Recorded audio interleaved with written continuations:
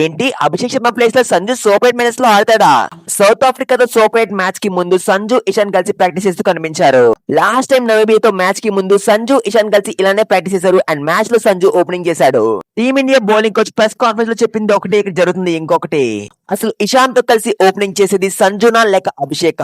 కొన్ని రిపోర్ట్స్ ప్రకారం సంజు, ఇషాన్, అభిషేక్ టాప్ 3 లో ఆడతారు అండ్ తిలక్ వర్మని పక్కన పెడతారని తెలుస్తుంది. సో ఈ వీడియోలో మనం లేటెస్ట్ రిపోర్ట్స్ ఏంటో చూద్దాం.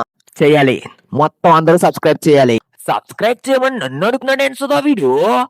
ప్రతి ఛానల్ ని సబ్స్క్రైబ్ చేసి లైకులు కొట్టే వాళ్ళ కనిపిస్తున్నారా నీకు? T20 వరల్డ్ కప్ లో అభిషేక్ శర్మ సరిగ్గా పర్ఫామ్ చేయడం లేదు.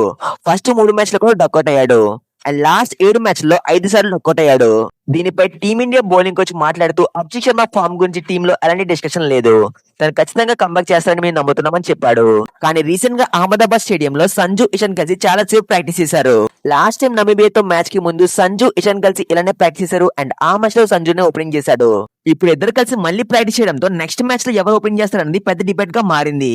అసలు బౌలింగ్ కోచ్ చెప్పేదానికి అక్కడ జరిగేదానికి అసలు సంబంధమే లేదు. ఇంతకు ముందు కూడా ఇంగ్లాండ్ టెస్ట్ సిరీస్ లో మ్యాచ్ కి ముందు బౌలింగ్ కోచ్ ఏమన్నాడంటే నితీష్ కుమార్ ని ఫ్రంట్ లైన్ బౌలర్ గా యూజ్ చేస్తాం, తనకి ఎక్కువ బౌలింగ్ ఇస్తాం అని చెప్పాడు. బట్ తర్వాత ఆ మ్యాచ్ లో తనకి ఎన్నో ఇచ్చారో తెలిస్తే మీరు ఖచ్చితంగా షాక్ అవుతారు. అయితే ఆ మ్యాచ్ లో నితీష్ కుమార్ కి అసలు బౌలింగ్ ఇవ్వలేదు. ఇప్పుడు కూడా బౌలింగ్ కోచ్ చెప్పేదానికి వ్యవస్థ జరుగుతుంది and team India assistant coach Sanju గురించి పాజిటివ్ గా మాట్లాడాడు. దీంతో సంజు ఖచ్చితంగా ఆడే ఛాన్స్ ఉందని తెలుస్తుంది.